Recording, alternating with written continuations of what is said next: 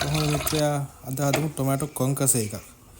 ඒකට අපිට ඕන තක්කාලි. තක්කාලි වල මෙහෙම පිටිපස්සෙන් පොඩි කට් එකක් දාගන්න කතිරයක් හැටියට. දාලා ඊට පස්සේ ඒකේ අපි උඩ කෑල්ලේ තියෙනවා අර නැට්ට වෙන කෑල්ල තියෙන්නේ. එතන තියෙනවා පොඩි රවුමක් මෙන්න මේ වගේ. එන්න ඒක කපලා අයින් කරන්න. එතකොට මේකේ පොත්ත ගලව ගන්න ලේසි. දැන් මේ අපි මේ තක්කාලි කොන්කස එක හදන්න තක්කාලි ගෙඩි පොත්ත ගලව ගන්න යන්නේ. මේ කපාගත්ත තක්කාලි ටික දාන්න ඕනේ නටන උණු වතුරයකට. උණු වතුරයක් ලිපේ තියලා නටනකොට ඒකට තක්කාලි ටික දාගන්න. ඒ ගමන්ම අයිස් මේක මේ අයිස් කැට් ටිකක් දාලා වතුර ටිකක් දාගන්න. නැත්නම් අයිස් වතුර හරි කමන්නේ. මේ ගානට තැම්බීගෙන වගේ එනකොට පොත්ත ගැලවිගෙන එනකොට ඒ ටක් ගාලේ තක්කාලි එක දාගන්න අයිස් වතුරයකට. මොකද නැත්නම් මේ තක්කාලි එක නිකන් අර දිය ගතිය වගේ ගොඩක් හිටිනවා. නිකන් පොඩි වෙලා ටප්ප වෙලා වගේ යනවා.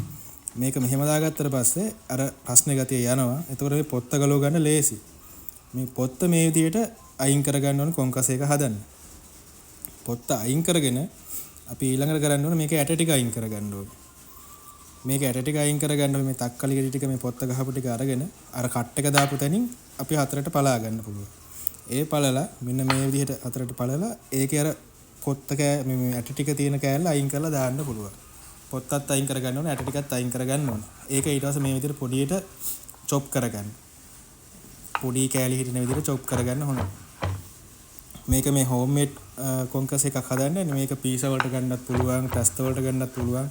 ඔයාලට ගෙදර ඕන දෙයකට පාවිච්චි කරන්න පුළුවන්. මේ විදිහට මෙහෙම කපාගෙන ඒ ටික වෙනම අපි එකතු කරගන්නවා. ඊට පස්සේ අපි භාජනයක් ලිපේ තියලා ඒකට ඔලිව් තෙලුයි බටර් ටිකක් මන් දානවා වැඩිපුර රසයක් මට ගන්න ඕන හින්දා. ඊට පස්සේ මේක හොඳට රත් වෙනකොට ඒකට දානවා අපි සුදු ලූණු චොප් කරගත්ත ඒවා දාන්න චූටියට කපාගත්ත ඒවා දාලා හොඳට ඒක රන්වන් පාට වෙනකන් හොඳට බැදෙන්න අරින්න සෝත වෙන්න අරින්න. සෝතේ වුණාට පස්සේ අපි මේක හොඳට මේ වගේ ගන්න රන්වන් පාට වෙනකොට හොඳ සුමුදක් එහෙම එනවා මේක. ඊට පස්සේ මේකට අපි එකතු කරගන්න ඕනේ අර අපි කලින් කපාගත්ත තක්කලි ටික. මේ තක්කලි ටික මේක එකතු කරගෙන ඒකත් හොඳට සුමුද වෙනකන් හොඳට සෝත කරගන්න. ඒකට අපි ඊට පස්සේ ටොමැටෝ පේස්ට් ටිකක් එකතු කරනවා. තව ටිකක් රතු පාට වැඩි ගතියක් ගන්න. මේකට උපු කරගන්න. ඒකට මේක තව රස ටිකක් වැඩි කරගන්න ටොමැටෝ පේස්ට් එකතු කරනවා. පස්සේ මම ඒකට එකතු කරගත්ත චිකන් ස්ටොක්. මේ චිකන් ස්ටොක් කියන්නේ කුකුල් මස් තඹපු වතුර ටිකක් මම මේකට දැම්මේ. දාලා ඊට රෝස්මරි ටිකක් දාගන්නවා. ඊට පස්සේ මේකට ඔරිගානෝ ටිකක් දානවා. මේ දෙක අනිවාර්යයෙන්ම දාන්න. මේකෙන් තමයි මේකේ හොඳම ටේස්ට් එක එන්නේ. මේක හොඳට මේ වගේ හොඳට හින්දන්න ඕනේ ඊට පස්සේ. ඒකට අපි දාගන්නවා සීනි. රස ටිකක් වැඩි කරගන්න සීනි. ගම්බිරිස් ලුණු ඔය තුන දාගෙන මෙන්න සෝස් එකක් ගන්නට මේ වගේ ගන්නට උකුවට ගන්නට සෝස් එක හදාගන්න. මේ සෝස් එක ඕගොල්ලන්ට පාවිච්චි කරන්න පුළුවන් පීසා හදනකොට පීසා වලට, පාස්තා වලට කැමති දෙයකට පාවිච්චි කරන්න පුළුවන්. මම මේ ගෙදරම හදාගන්න පීසා එකට තමයි මේ සෝස් එක පාවිච්චි කරන්නේ. පිටි ග්‍රෑම් 150කින් වගේ එන පිටි මෝලියකින් තමයි මේ ඩෝ එක හදලා තියෙන්නේ. මේකට අර සෝස් එක දාලා අපි කැමති જાතියක් වාර දාගන්න පුළුවන් පීසා එකට. පීසා එක තමයි වීඩියෝ එකෙන් පස්සේ කරන්න.